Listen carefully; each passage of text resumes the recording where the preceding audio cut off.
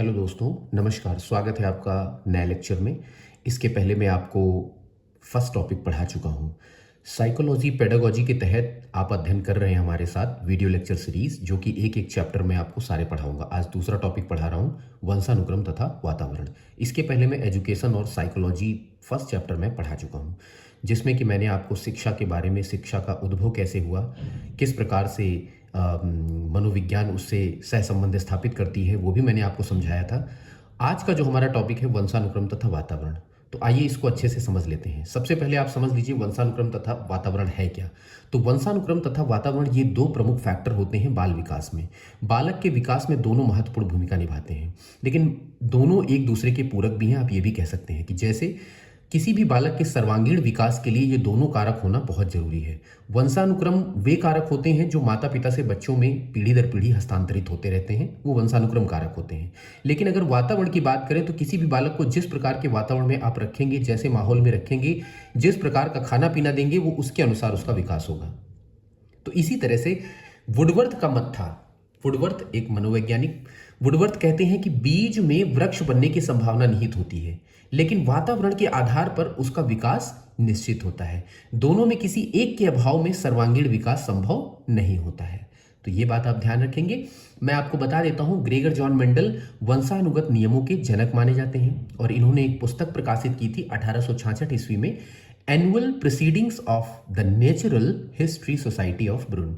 इन्होंने इसको 1866 ईस्वी में प्रकाशित किया था और इन्होंने आनुवंशिकता के 3 नियम दिए थे, जिसमें कि पहला नियम था लॉ ऑफ डोमिनेंस, जिसे हम प्रभाविता का नियम कहते थे। लॉ ऑफ डोमिनेंस में ये कहा ग्रेगर जॉन मेंडल ने कि जब माता पिता से कैरेक्टर्स बच्चों में हस्तांतरित होते हैं तो कोई ऐसा लक्षण जो प्रभावी होता है, जो डोमिनेंट कंडीशन में होता है, वही आगे वाली पीढ़ी में दिख जाता है, बाकी सप्रेस हो जाते हैं। ये लॉ ऑफ डोमिनेंस कहता है।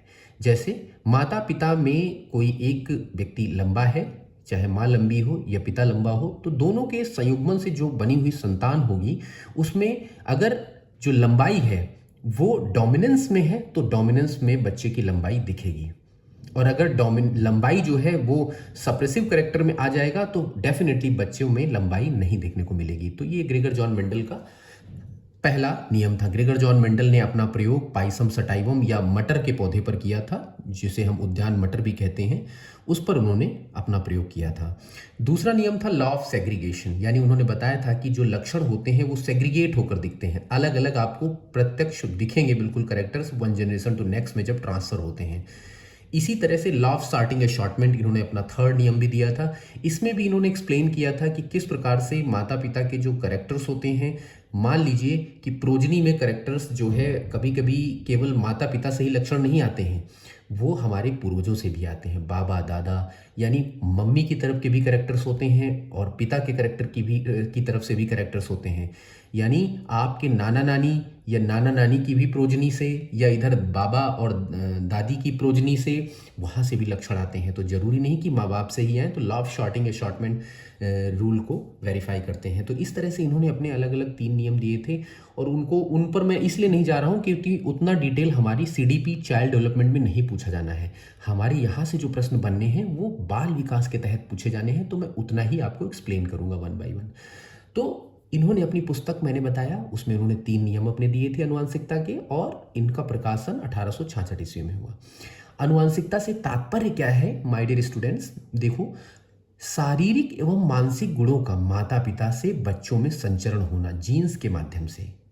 जीन्स के माध्यम से मनुष्य के शरीर में गुणसूत्र होते हैं, गुणसूत्रों में जीन का डेवलप देखा जाता है, और जीन के अंदर डीएनए होता है जो कि जेनेटिक मटेरियल है, जो लक्षणों को एक पीढ़ी से दूसरी पीढ़ी में ले जाने में कारगर है। जीन को आनुवंशिकता का वाहक कहा जाता है। प्रश्न बन जाता है कि निम्नलिखित में से आनुवंशिकता का वाहक क्या है? तो जीन है, आनुवंशिकता के वाहक जीन है। वातावरण से क्या तात्पर्य है? तो पर्यावरण, आवरण, ये 2 शब्दों से मिलकर बना है। परि का अर्थ चारों ओर और आवरण का अर्थ ढकने वाला। यानी वातावरण से तात्पर्य उन सभी तरह की उत्तेजनाओं या उद्दीपकों से है जो गर्भाधारण से मृत्यु तक उसे प्रभावित करते हैं। अब आप खुद समझ लीजिए कि गर्भ धारण के समय जिस प्रकार के माहौल में अगर माँ रह रही होगी तो उसके अंदर उसी प्रकार की चीजें डेवलप होंगी।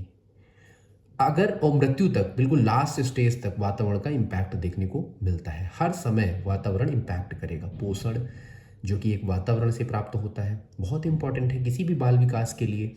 सिर्फ माता पिता से आए हुए लक्षण ही नहीं इंपॉर्टेंट है, बल्कि पोषण भी इंपॉर्टेंट है। अब जैसे बाल विकास में अगर हम देखें मुख्य रूप से, तो आप बच्चों को देखकर किसी भी क्लास में आप डिस्टिंग्विश कर सकते हैं, भले दोनों भाई बहन ही क्यों ना हो। लेकिन अगर भाई बहन में एक जैसा वातावरण नहीं है, कोई सिटी में रह रहा है, कोई गांव में रह रहा है, तो दोनों के वातावरण में, दोनों की चीज़ों में, हर चीज़ में फ़र्क देखने को मिलेगा। बोल चाल से लेके आईक्यू लेवल तक में फ़र्क देखने को कभी कभी मिल जाता है। तो ये चीज़ें हो जाती हैं। व्यक्ति का व्यवहार इन दो फैक्टर्स पर डिपेंड करता है। आनुवंशिकता जब वातावरण के साथ अंतःक्रिया करती है तो व्यक्ति का व्यवहार प्रदर्शित होता है। आपको समझ में आने लगेगा कि क्या है ये, तो ये पॉइंट आप ध्यान रखेंगे। इसके बाद वंशानुक्रम और वातावरण, ये दो बिंदु मैंने मेंशन किए थे कि ये जन्मजात व प्रकृतिजन्य होता है। यानी जो वंशानुक्रम है वो गॉड गिफ्टेड है, वो नेचुरली मिलता है। वहीं वातावरण अगर देखा जाए तो अर्जित व पोषण आधारित होता है। ये दोनों पॉइंट यहाँ से। इसके बाद जो सबसे महत्वपूर्ण है वो ये है कि वंशानुक्रम के सामान्य नियम। और इसको समझने से पहले मैं यहाँ से आपको ये वाला थोड़ा समझ लीजिए, फिर आगे बढ़ते हैं। देखिए, मानव जाति का जो वंश सूत्र, या हम ये कहें कि मानव के अंदर कितने गुणसूत्र होते हैं, तो 46 होते हैं या 23 जोड़ी होते हैं। 23 जोड़ी आप बोलिए या 46 बोलिए।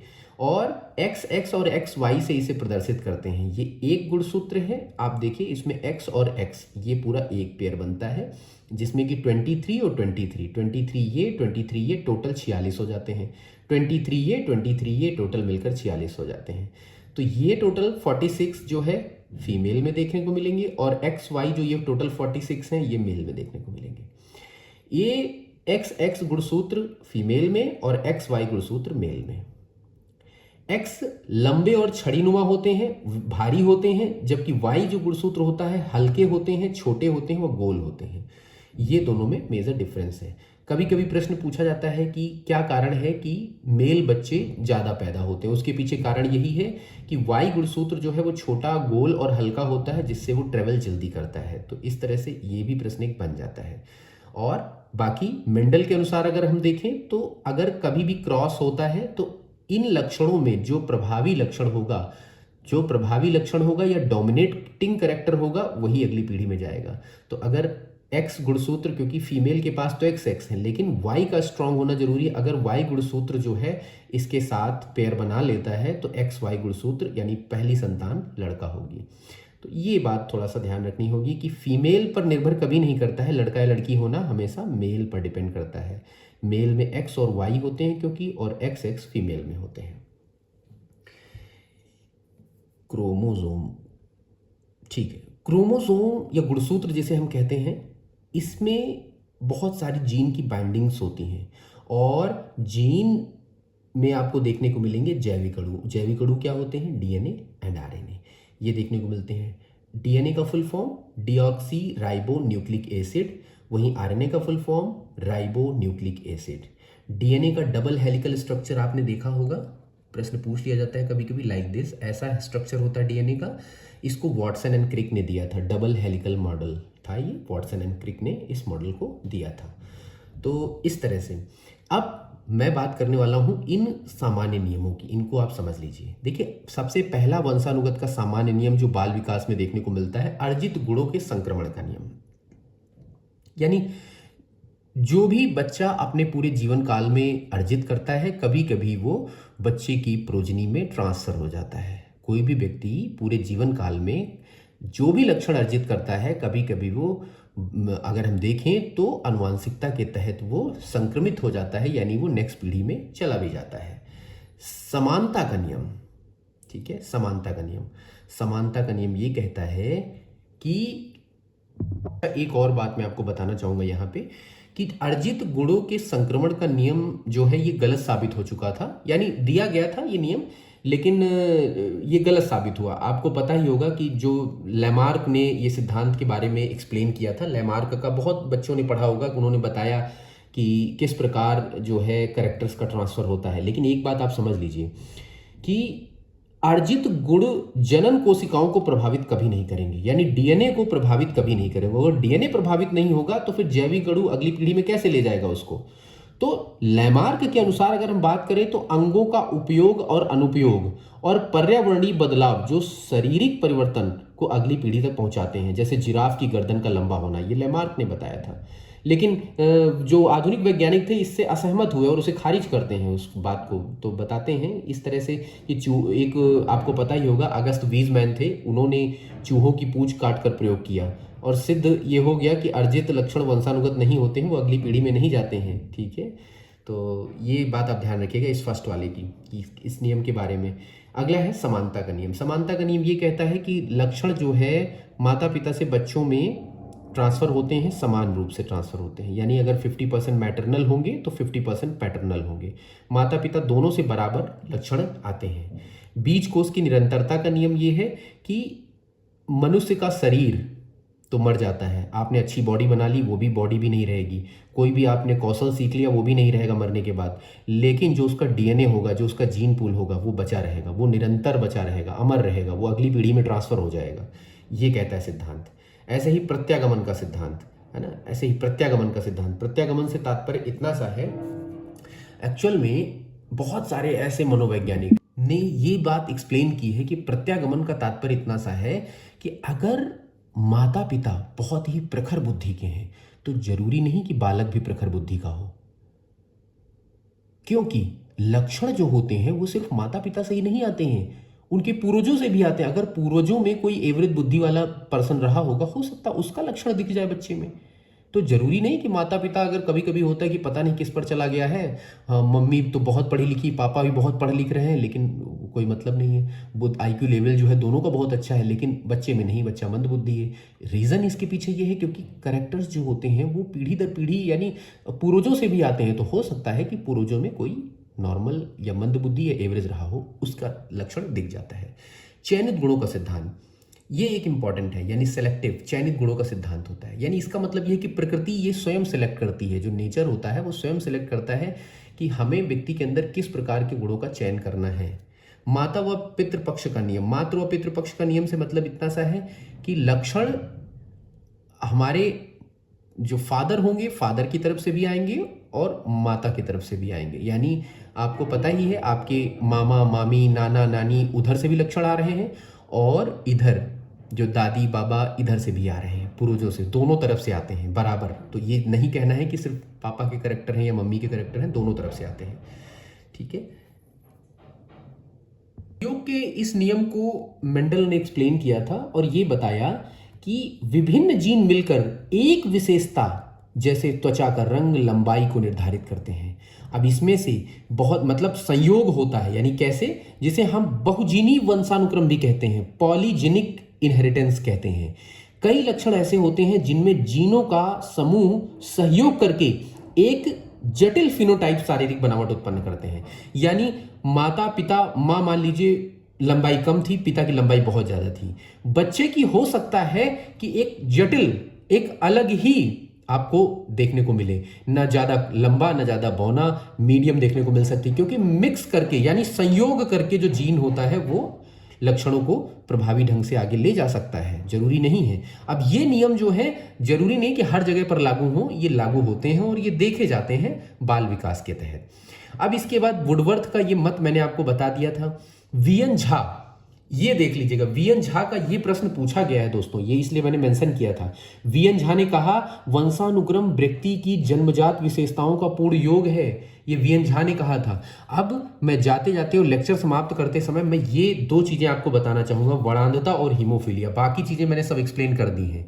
तो वर्णांधता और हीमोफीलिया क्या है, तो एक बात ध्यान रखिए, ये दोनों जो रोग हैं ये अनुवांशिक रोग हैं, एक पीढ़ी से दूसरी पीढ़ी में ये ट्रांसफर हो जाते हैं, ये रोग एक पीढ़ी से दूसरी पीढ़ी में चले जाते हैं। अब वर्णांधता, हीमोफीलिया लिग्न सहलग्न रोग है जो वंशानुगत रोग माने जाते हैं, यानी वर्णांध व्यक्ति लाल व हरे रंग में भेद नहीं कर पाता है। इसे प्रोटीन दोष या डैल्टोनिज्म कहते हैं, प्रोटीन दोष भी कहा जाता है इसको, या डैल्टोनिज्म कहा जाता है। मैं यहां पर लिख देता हूं, ये वर्ड नया है, मुझे लिख देना चाहिए था पहले ही, डैल्टोनिज्म। इसको ध्यान रखेंगे। इसे डाल्टोनिज्म या प्रोटीन दोष कहा जाता है। स्पष्ट है, क्या स्पष्ट है? देखिए कि वर्णांध व्यक्ति जैसे कलाकार, डिजाइनर है, साज सज्जा, रेल का जो चलाने वाला व्यक्ति, जहाज लोको पायलट वगैरह जो होते हैं, कार चलाने वाला ड्राइवर वगैरह, ये सब नहीं बन सकता है। उसके पीछे कारण ये है क्योंकि वो रंग का भेद नहीं कर पाएगा, ठीक है। और रंग का जब भेद नहीं कर पाएगा तो फिर क्या होगा, वो एक्सीडेंट कर देगा, प्रॉब्लम क्रिएट कर देगा। ये वर्णांध व्यक्ति। हीमोफीलिया में क्या होता है एक्चुअल में कि एक भी मनुष्य का एक लिंग संलग्न रोग, आप ध्यान दीजिएगा, जो वंशानुगत है, एक सामान्य व्यक्ति में चोट पर औसतन 2 से 8 मिनट में रुधिर का थक्का जम जाता है। ये हीमोफीलिया में ब्लड क्लॉटिंग बंद हो जाती है, यानी चोट लगने के बाद खून जमेगा ही नहीं और रक्त का स्राव लगातार होता रहेगा, बहता रहेगा, और उपचार न मिलने पर समय पर व्यक्ति की मृत्यु भी हो सकती है। तो ये भी एक कुछ प्रोटीन की कमी से ही होता है, क्योंकि जो हीमोफीलिया है, आपको पता होगा ब्लड में एक वर्णक, एक आपको पता है कि एक प्रोटीन बनता है ऑलरेडी ब्लड में। तो वो जो प्रोटीन होता है जिसे हम फाइब्रिनोजन कहते हैं, जब मैं बायोलॉजी की श्रृंखला आपको पढ़ा रहा था तो मैंने बताया भी था, उसमें जो प्रोटीन होता है वो फाइब्रिनोजिन प्रोटीन होता है। और वो फाइब्रिनोजिन प्रोटीन, जिसे प्लाज्मा प्रोटीन भी के नाम से जाना जाता है, और चोट लगने पर ये जो प्रोटीन होता है वो फाइब्रिन में कन्वर्ट होकर क्लॉट बना देता है, तो रक्त का थक्का जो है वो जम जाता है। लेकिन हीमोफीलिया वाले रोगी में क्या होता है कि 2 से 8 मिनट के अंदर ब्लड क्लॉट नहीं होता है, जिसकी वजह से व्यक्ति की मृत्यु भी हो सकती है लगातार खून बहने से। एक और बात मैं आपको जाते जाते बताऊंगा लास्ट में, कि वर्णांधता रोग जो है, इसको सबसे पहले हॉर्नर ने 1876 ईस्वी में एक्सप्लेन किया था। 1876, और उनका नाम था हॉर्नर। तो ध्यान दीजिएगा, इस चैप्टर से जो भी प्रश्न बन सकते थे, I have cleared all the things. एक और छोटी सी बात, ग्रेगर जॉन मेंडल जैसे पूछ लिया जाता है कहाँ के निवासी थे, तो ऑस्ट्रिया के थे, ठीक है, ऑस्ट्रिया के निवासी थे। दिमाग में आ गया तो मैंने बता दिया आपको। तो इस तरह से ये पूरा चैप्टर कवर कर लिया हूँ मैं, और आशा करता हूँ आपको समझ में आया होगा। अगला वीडियो कल मिलेगा, 3rd टॉपिक हमारा होगा, जिसमें कि हम लोग बाल विकास के सभी जितने भी स्टेजेस होती हैं, चाहे वो शैशवावस्था हो, बाल्यावस्था हो, किशोरावस्था हो, इन सभी को हम लोग पढ़ने वाले हैं एक एक करके। तो थैंक यू, आज की क्लास में इतना ही।